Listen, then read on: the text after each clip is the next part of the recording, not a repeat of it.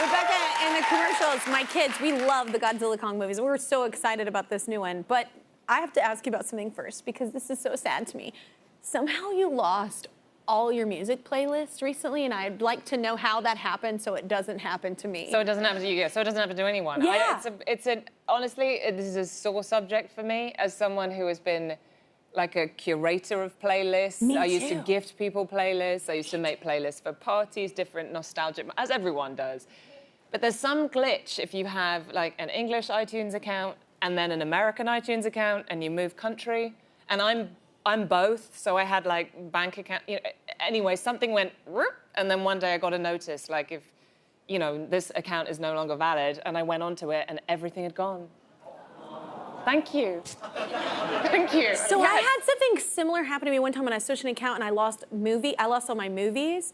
For some reason, I was like fine with buying and going back and doing other, but if that happened to me, it's not like you're music, my doing it playlist, together. Oh my God. Yeah, that would be so sad for me. Yeah. I mean, I've had playlists since I was like a teenager. Me too. Me too. Just just gone. But thank you for bringing that up again. You're welcome. Really started things up. What we like to do on this show is bring up painful things. Yeah, I get the painful stuff out of the way, and then lead we you can right talk in about the to fun a great stuff. fun time. So you have a young daughter, right? I 5? do. Yeah, she's 5. She'll be 6 very soon. Yeah, is she in a fun phase right now? She is. She's in so many fun phases. But we live in America, so she has an American accent, but she has me. And I don't know whether it's me or whether it's the influence of watching like a lot of Mary Poppins. Yeah. But or whether she's just mimicking or mocking me, I can't even tell. But she started she started doing this like extremely posh English accent that she does sort of like down her nose, and it's all very, oh, really? And I'm like, I don't know where you're getting this from. It's like raising a tiny Maggie Smith. It's like very bizarre.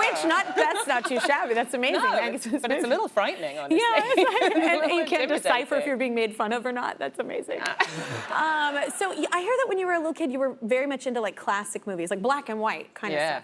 Yeah. I loved I Love Lucy. That was my thing. Oh, I loved I Love Lucy too. Obsessed. Yeah, so good. What was your go-to?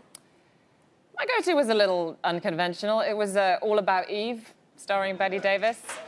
Thank you. Someone was like, that's a very like. It's a great film. Yes, but it's intense for a kid. It's intense. I mean, and to learn the ways of women and being vindictive and I know. I don't know what it was. I guess it's because my father was a theatre director and I was in like rehearsals a lot, so the world of like backstage was sort of interesting to me and felt. But I think it was mostly because I was obsessed with Bette Davis. But this is when I was 10. So just to paint the picture precisely, because it is a little weird. I know someone's chuckling, and I agree with you. I'm not judging. I think it's interesting. Yeah. But I went through a stage when I was about 10 years old of essentially refusing to go to bed unless I watched the first 20 minutes of All About Eve.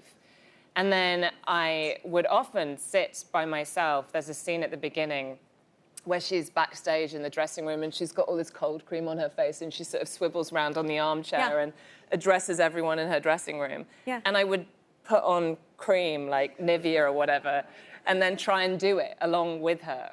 Did your parents ever walk in on you doing that? No, thank goodness. They never knew I was doing this. This was a totally private, quiet thing.